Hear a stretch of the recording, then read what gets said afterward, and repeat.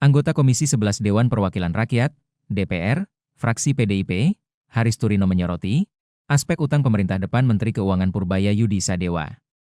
Hal ini diungkapkannya saat rapat kerja Komisi 11 dengan Kementerian Keuangan di Gedung DPR, Jakarta, Rabu, 10 September 2025. Haris menegaskan, dengan utang mencapai 1.300 triliun rupiah yang jatuh tempo tahun ini, dia menyoroti apakah negara mampu melunasinya. Selain itu, target pertumbuhan 6-7% Purbaya akan dicapai melalui instrumen utang. Beri kesempatan kepada Pak Haris. Baik, terima kasih pimpinan, yang terhormat pimpinan dan rekan-rekan anggota Komisi 11, yang terhormat Pak Menteri Keuangan, Pak Purbaya, beserta jajaran para wakil menteri dan sekjen, beserta seluruh jajarannya. Nah, ini pertama-tama selamat Pak, ya, 2 hari jadi menteri, sekaligus 2 hari Bapak jadi orang yang paling viral seluruh Indonesia. Ya. Dan ada satu komentar Bapak yang paling menarik Pak, yang saya sukai Pak. Tumbuh 6-7%. Ya. Padahal kita tahu APBN 2026 dipatok di 5,4%. Nah, kita juga tahu bahwa PHK masih terjadi Pak. Pengangguran walaupun turun, ya, masih terasa di masyarakat. Angka kemiskinan juga walaupun turun, masyarakat daya belinya masih susah. Defisit APBN 2,48% itu harus dijaga ketat. Utang jatuh tempo tahun ini cukup tinggi dan juga tekanan internasional juga belum terlalu positif.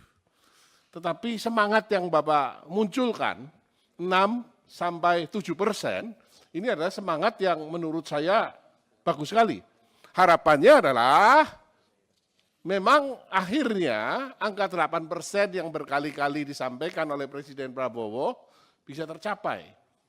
Kita sama-sama ingin mencapai ke sana. Tapi persoalannya adalah di 5,4% pertumbuhan ekonomi itu, kalau geser ke 6-7%, tentu kan ada parameter lain yang berubah. Yang berubah itu apanya Pak? Apakah kemudian utangnya dilonggarkan, sehingga utang kita membesar, sehingga kemudian fiskalnya lebih ekspansif lagi, atau apanya? Sehingga bisa tumbuh 6-7%. Dan kira-kira itu akan tercapai kapan Pak? 6-7% ini. Karena jangan sampai nanti harapan, karena Bapak juga mengatakan dalam 3 bulan akan cerah sekali, rasanya harapan kita semua Pak. Tapi persoalannya adalah apa yang dirubah dibandingkan dengan Menteri Keuangan yang lama, sehingga bisa akseleratif ke 6-7%. Ya, ini yang pertama Pak. Yang kedua mengenai utang Pak. Ya, kita tahu Pak bahwa defisit kita itu kan sudah selama ini cukup ketat dijagain Pak. Apakah ada wacana untuk kemudian dilonggarkan?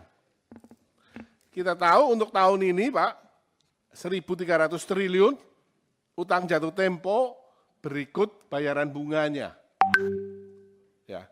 Nah, saya terus terang bertanya-tanya terus Pak, ini apakah memang benar kita punya kemampuan bayar yang sound and clear untuk ini? Dan untuk tahun depan kira-kira seperti apa Pak? Jangan sampai terjadi default. Saya yakin kalau Pak Purbaya dengan segala macam pengalaman yang Bapak sudah miliki sebelumnya,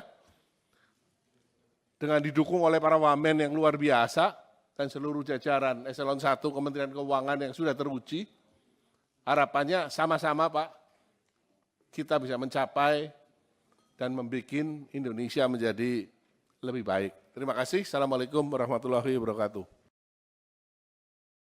Terima kasih Pak Haris. Subscribe ya.